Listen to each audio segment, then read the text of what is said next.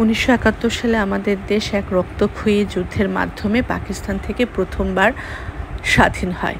পৃথিবীর বুকে বাংলাদেশ নামে নতুন এক দেশের সৃষ্টি হয়।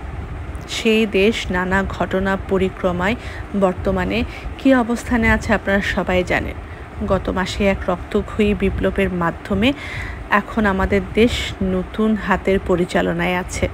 আশা করছি তারা আমাদের দেশকে নতুন করে সংস্কার করে আরও অনেক উন্নতির পথে নিয়ে যাবে। আমাদের দেশের মানুষ সবসময় সাহসী এবং সবসময় আশাবাদী। আমি এখন যে জায়গাটাতে ভিডিও করছি, গত 4 আগস্ট ঠিক এই জায়গায় এক রক্তক্ষয়ী সংঘর্ষ হয় সাধারণ মানুষ এবং পুলিশের মধ্যে।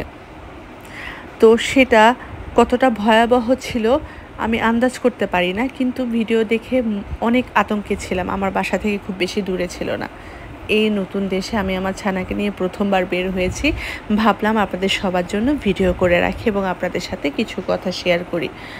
আমাদের দেশে এখন যে ব্যবস্থা চলছে সে ব্যবস্থা আশা করছি খুব শীঘ্রই ভালো হয়ে যাবে। এই যে ছাত্ররা ট্রাফিক কন্ট্রোল করছিল, আমি যখন ভিডিও ক্লিপসটা নিচ্ছি তখনও পর্যন্ত পুলিশ রাস্তায় আসেনি, অনেক ভীত ছিল নতুন করে যে অবস্থার সৃষ্টি হয়েছে সেটার জন্য। এটা হচ্ছে 6 আগস্টের ভিডিও।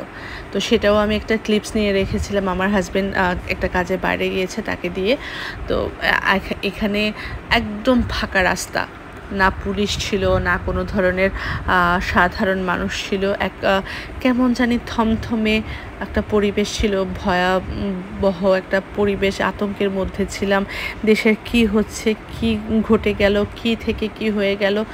যাই হয়েছে সবসময় আমরা এই প্রত্যাশা করব ভালো হয়েছে এবং ভালো হবে। যেটা দিন গেছে সেটা ভালো, এবং যেটা দিন আসছে সেটা তার চেয়েও ভালো হবে অবশ্যই। তো এই যে ছাত্ররা যে ট্রাফিক কন্ট্রোল করছে, আশা করছি তারা আরও অনেক বেশি বড় হয়ে দেশকে সুন্দর করে পরিচালনা করবে। তো অনেক কিছু ভালো লেগেছে, আবার অনেক কিছু ভালো লাগেনি। এত বেশি ছাত্ররা আসলে রাস্তায় ছিল, একটু পরপর গাড়ি থামাচ্ছিল, চেক করছিল, যেটা আসলে পুলিশ থাকলে হয়তো হয় না। একটা ডিসিপ্লিন একটা থাকে, পুলিশ যতই দুর্নীতিবাজ হোক না কেন। ট্রাফিক পুলিশের কথা বলেছি। সবচেয়ে ভালো লেগেছে রাস্তায় রাস্তায় হচ্ছে বাচ্চারা, মানে ছাত্ররা, তারা তো আমাদের বাচ্চার বয়সী, এখন অনেক কিছু আঁকছিল, অনেক ধরনের গ্রাফিতি আঁকছিল, ছবি আঁকছিল, লিখছিল।